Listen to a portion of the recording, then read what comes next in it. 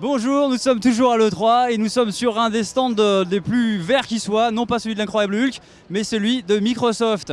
Entre quelques gros titres comme Halo 5, Guardians, très attendu et franchement plutôt pas mal en multi, ou encore Tomb Raider, le prochain Tomb Raider qui est une exclue Xbox One et PC, ou encore Forza 6. On trouve quelques petites perles, soit indépendantes, soit qui ont suivi des chemins de traverse.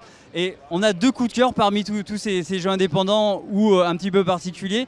Le premier, c'est Cuphead qui est derrière nous, qui va réussir à concilier un gameplay de shoot très nerveux et ultra précis, un design et une direction artistique rétro qui fait penser aux dessins animés des années 30, au Mickey par exemple des années 30. Alors effectivement, le corps des personnages qu'on incarne ressemble étonnamment à ceux des premiers Mickey Mouse, mais ce qui est amusant, c'est qu'à la place de leur tête, ils ont une tasse de thé ou de café, d'où le titre du jeu Cuphead.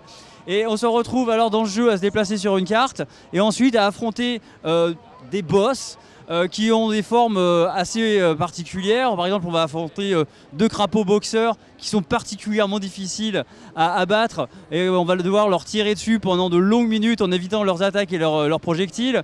On va aussi faire la nique à une pomme de terre et à une carotte géante très mal intentionnée, ou encore à un coucou coincé dans un coucou qui va nous donner beaucoup de fil à retordre et nous envoyer quelques-uns de ces petits piou-piou pour nous compliquer la tâche. Alors, dit comme ça paraît peut-être un petit peu léger, mais on peut y jouer tout seul ou à deux. Et quand on joue à deux, il y a vraiment un côté très fun.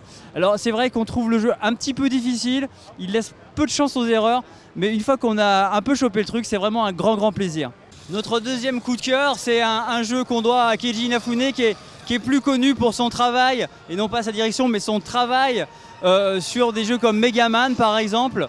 On retrouve d'ailleurs une grosse partie de l'esprit de Mega Man, notamment dans la difficulté, dans la forme du héros, dans le type du héros, de personnage qui est mi-homme, mi-robot, et dans la conception des niveaux. Dans Mighty Number 9, on se retrouve à devoir combattre des robots dont on a perdu le contrôle, à devoir les détruire.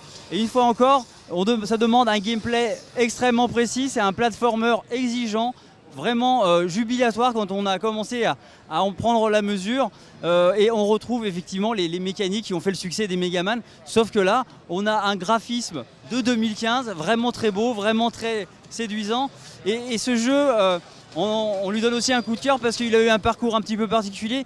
Il a été financé par Kickstarter, donc par les fans, par des gens qui ont vraiment mis leur argent pour que le jeu puisse être créé. Donc jetez un œil à ça dès que vous le pouvez. Mighty Number 9, un très bon jeu à platformer, exigeant et précis et plutôt addictif.